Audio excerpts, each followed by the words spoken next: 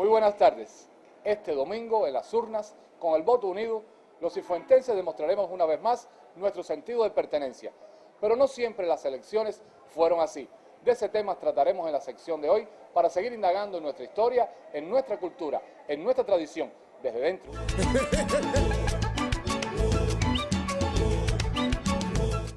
Cifuentes fue el caso típico de los pequeños pueblos con un alcalde vitalicio y la eterna pugna entre conservadores y liberales. En esta residencia vivió Tomás de Jesús Amasvindo Arce, el médico y alcalde vitalicio de Cifuentes.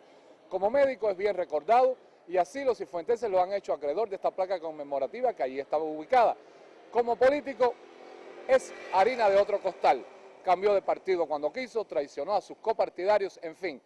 Fue ni peor ni mejor que los demás, respondió a una época. No solo allí, en aquella época, había que resolver lo del ingreso en un hospital y el problema de la medicina, e inclusive hasta había muchas veces tenía problemas que no era pobrecito, que hasta para el preparativo eso de la fúnebre, de eso, el preparar aquello había que resolver todo, había que pagar todo, y entonces, pues figúrese usted, ahí mismo, esa era una situación que había que resolverla y que ayudaba, en ese caso, el político a resolverla. Pero nada más que llegaba las elecciones o resolvía el problema, entonces venía ya a hacerle compromiso y bueno, Machado, ya se resolvió el problema, ahora yo necesito saber cuántos votos, si me tiene asegurados los votos, caramba, pam, pam. La primera ley electoral supuestamente cubana fue promulgada en Estados Unidos en 1901 y la recibimos traducida del inglés. Fue punto de partida para una larga cadena de fraudes. En mi casa eso era una odisea, todos los días venían de una tendencia de la otra, el Partido Liberal, y mi papá era una fiera, eran conservadores y venían a ofrecerle dinero, a ofrecerle mejorarle la casa, en fin, mil cosas de esas. El salario de un congresista en la neocolonia ascendía a 300 pesos, considerado altísimo para un país pobre y un cargo electivo.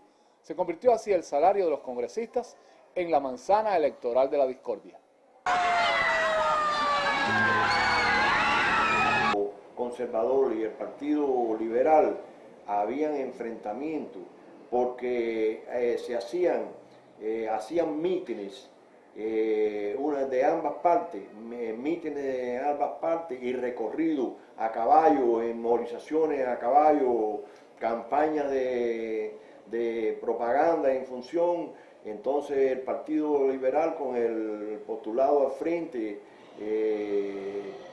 dando viva, en este caso, viva al proceso y al caramba, y entonces ahí había veces que habían choques entre uno y el otro porque por la zona, porque le ocupaba una zona que realmente no le correspondía andar por la...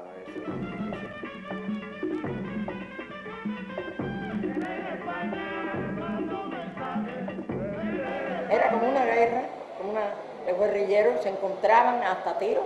A mi tío Giraldo le dieron un tiro en una pierna. Y mi papá,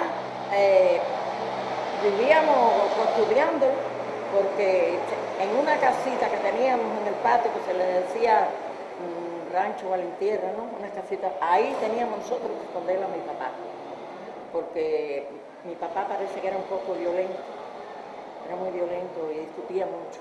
Y usted sabe que las discusiones políticas son terribles. Con el primer presidente llegó el primer fraude electoral. Estrada Palma, en 1905, apoyado de la Guardia Rural, cambió las votaciones y fue reelecto, provocando así la segunda intervención norteamericana.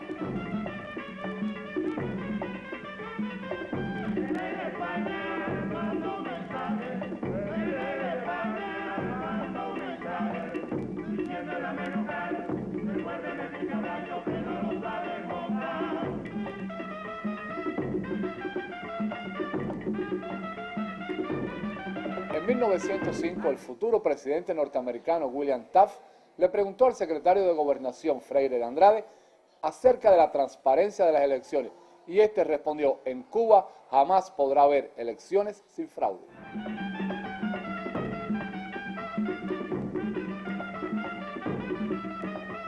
El día de las elecciones, en vez de ahora, como se hace en estas elecciones que son plenamente democráticas, que está un pionero en las urnas, en las puertas de los colegios y demás, allí la Guardia Rural no estaba permanente, pero ese día ellos llegaban y entonces se paraban en la puerta del colegio a ver cómo andaba la situación y así a mediados de edad daban otra vuelta y así se sucedía.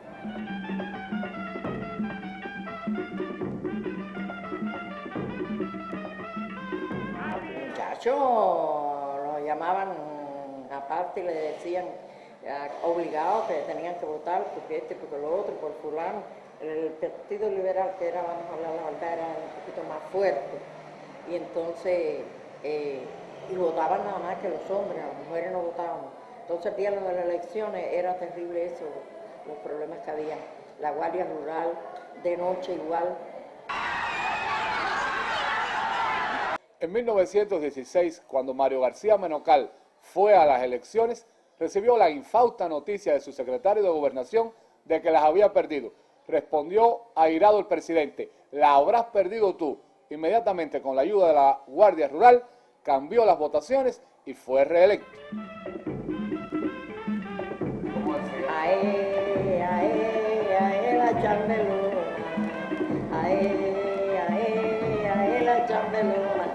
A ritmo de chambelona, plan de machete, fraude e injerencia, transcurrieron las elecciones en la neocolonia, hasta que el 1 de enero del 59, para decirlo musicalmente, llegó el comandante y mandó a parar.